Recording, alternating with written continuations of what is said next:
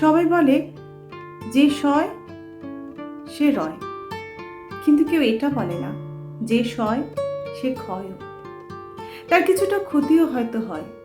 সবাই আপনার ধৈর্যের বাহাবা দেবে, সহ্যের কদর করবে, মানিয়ে নেওয়ার জ্ঞান দেবে, নিজেদের সহ্য সীমার গল্প শোনাবে, কিন্তু ভেতরে ভেতরে শেষ হয়ে যাওয়া আপনিটাকে কেউ আবিষ্কার করবে না। সবাই আপনার বদলে যাওয়াটা দেখবে, বদল হওয়ার কারণটা খুঁজবে না।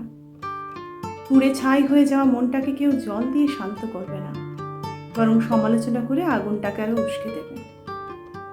কাটা ঘায়ে মলম নয়, মানুষ নুন ছিটা দিতেই ওস্তাদ।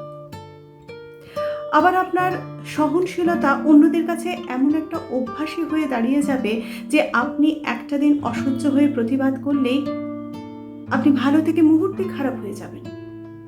মুখ চোরা আপনার নিমেষে পরিচিত হয়ে যাবে স্বার্থপর হিংসুটে বদমাশ নামে।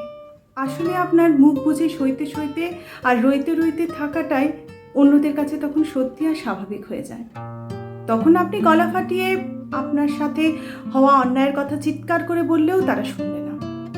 আপনার চোখের নিচের কালি তাদের চোখে আঙ্গুল দিয়ে দেখিয়ে দিলেও দেখবে না। আপনার গালে শুকিয়ে যাওয়া মোটা জলের দাগ তাদের মায়া উদ্রেক করবে না। তারা জানে ওর ভীষণ ধৈর্য, ও ঠিক সহ্য করে মানিয়ে নেবে। এতদিন তো মানিয়েছিল, বাকি দিন কেন নয়? তারা কেউ বলবে না পরিবর্তন দরকার। তাই সহ্য ঠিক ততটাই করুন, ততক্ষণই করুন যতক্ষণ সেটা আপনার সহ্যের সীমার মধ্যে থাকে,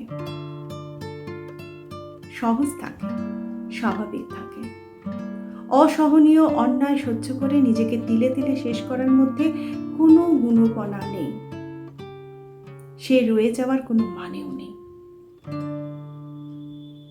কলমে পার্বতী মোদক।